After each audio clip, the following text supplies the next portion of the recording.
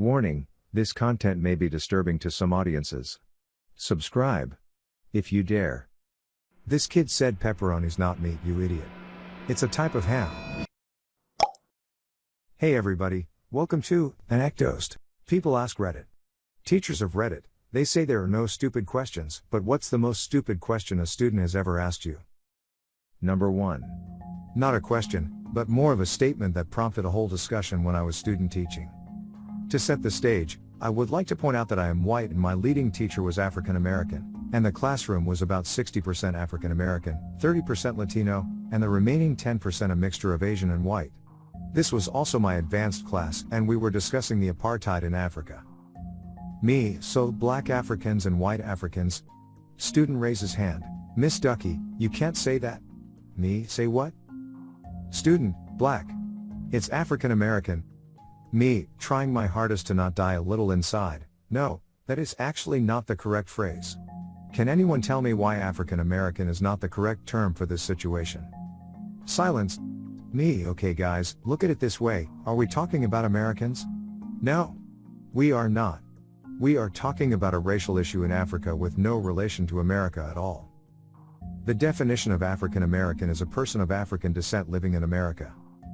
So if the people we are talking about are not American, they cannot be African American, can they? So to talk about the racial issue, the labels used are black Africans and white Africans, as outlined by our textbook. Student, no. You can't say that. They are African American. At this point my lead teacher is face-palming. She is in total disbelief, and as much as she loved to watch me struggle, she stepped in and tried to explain it as well. 20 minutes go by of the two of us trying our best. The bell rings. The kids still couldn't figure it out. I think we both nearly cried. Number 2. When I was in grade 5 sex ed, we were allowed to write down our questions for privacy, and the teacher would read them aloud. Having just viewed an episode of Ally McBeal that included a transgender woman who still had a penis, my question became, if a woman has a penis, does it work the same? I remember him opening up my question, staring at it, folding it up, and moving on. Number 3. Taught English/literature in a juvenile justice long-term treatment facility. I have many great stories. Me, this is a map of the United States. Here is the Midwest, it's where your math teacher is from. Student, oh snap. We're in a war with them. Me, are you thinking about the Middle East? Student, oh yeah, is that a different place? Me, playing a trivia game with students, Johannes Gutenberg invented what? Student, shoots his hand up in the air quickly before I even finish the question and very sure of his answer, cheese. Student, reading The Three Little Pigs out loud and then the big bad wolf huffed and he passed it around. Me, I've never heard of that version of the story before, Mr. Student, you wouldn't, Mr. Ellipsis, it's the hood version. Number 4. I'm a corporate trainer, so hopefully this counts. I used to train content for an exam that everyone in our field must take to get licensed. If you didn't pass, you had to go back through the course. Well, I had a dude go through my class 4 times. 4. Here's the conversation we had before his third exam. Guy, what attempt am I on? Me, wait. What? Guy, well, I've taken the test twice, but everyone else in here hasn't taken it, so am I taking my test for the first time or the third time? Me, what do you think? Guy, I don't know. That's why I'm asking you. Dude thought that he might be on his first attempt because he was back in a class with a bunch of people who were on theirs. Edit, never fear, people of America. He abso-effing-lutely did not get a license. Number 5. I was a maths teacher. One day a student apropos of nothing right at the start of the class looked me dead in the eyes and asked me, how did Jesus nail his other hand to the cross? He then began miming the impossible task, musing over whether he had a hammer on a rope in his mouth and swung his head side to side to insert the final nail. He didn't, I replied. Oh. Said the student with a long pause. That makes sense. Number 6. As part of teaching the US government, I ran a zombie apocalypse scenario where the students had to respond to an ongoing crisis in real time using the actual powers of the government as different parts of the government. It was my favorite activity all semester and I went all in, including with a large map of the US that would be updated for every day that passed. As part of this activity, I prepared a handout of a fake news story about the zombie apocalypse beginning in our hometown. It had pictures of zombies shambling around and was written all newspaper style. One day, After handing these out, an 18-year-old student raised their hand and said, "Mr. Crowsage, did this really happen?" Number 7. Not really a teacher, but I'm a federal budget analyst and had to train a new employee who had apparently been working in budgets for 20 years or so should have been able to quickly pick things up. She wasn't. When I finally got her on the right track with our year-end financial reports, I told her she was close but her numbers were off, so double-check them. She responded with, "Well, wouldn't someone else just fix that?" "Oh no, that's exactly what you get paid to do, so you need to put the correct numbers in the report so we can publish it." What on earth would we do with almost correct financial reports? The next day she just couldn't figure it out, and I said, "You're really close, it's probably just rounding," she said. "Does it matter? How do you know when you should round it up or down?" I said, "Yes, it matters, just use normal rounding rules." She asked what those are. I very slowly said, 0.5 or higher you round up." She had never been familiarized with that apparently. In the end I really felt like I would have been better off teaching a third grader. Number 8. Uck, this effing kid, I'm sure everyone has one in their grade. The type that is told his answer is wrong but somehow won't accept it and defends his factually wrong answer with the weirdest, bullshit logic. It was the year that the game Fable came out and the slogan was, "For every decision, a million outcomes."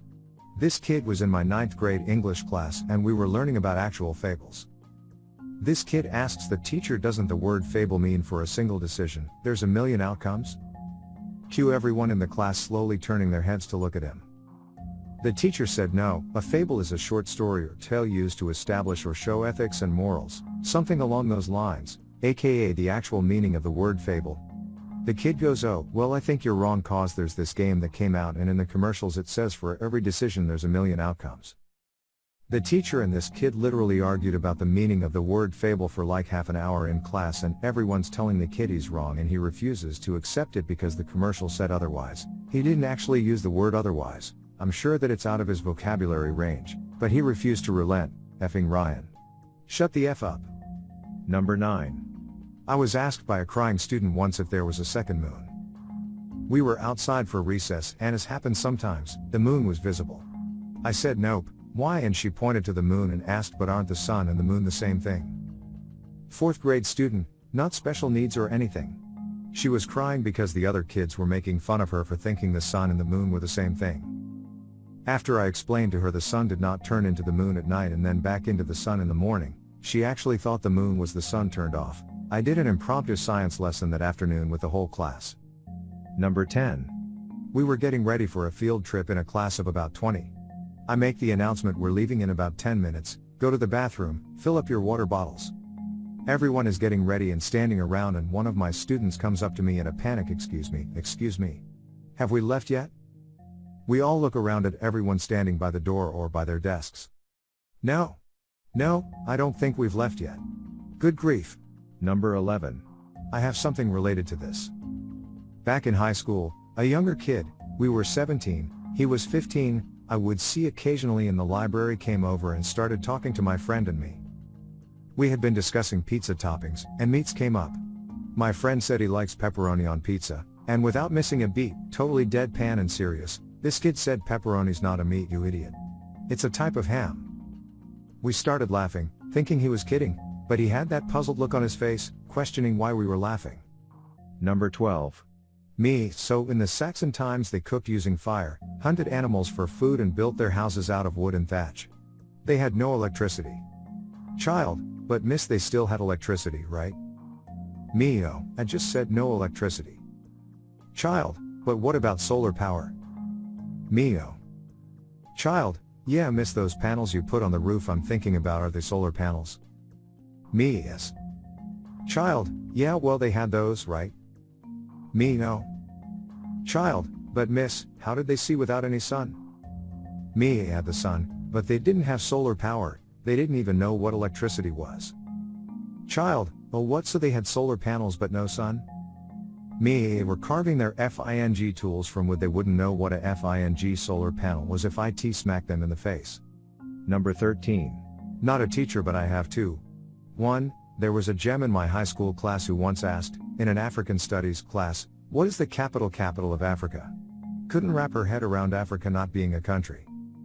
2. In most medical schools, the first 2 years are overwhelmingly classroom based, the third and fourth year are doing things in the hospital, so at the beginning of the third year, students are kind of doe-eyed around how things work.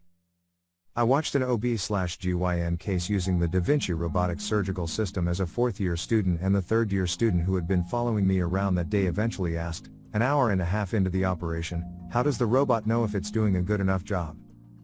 It took me a solid 40 seconds to figure out she didn't know a doctor was still controlling the machine. Maybe not super hyper common sense, but still funny. Number 14.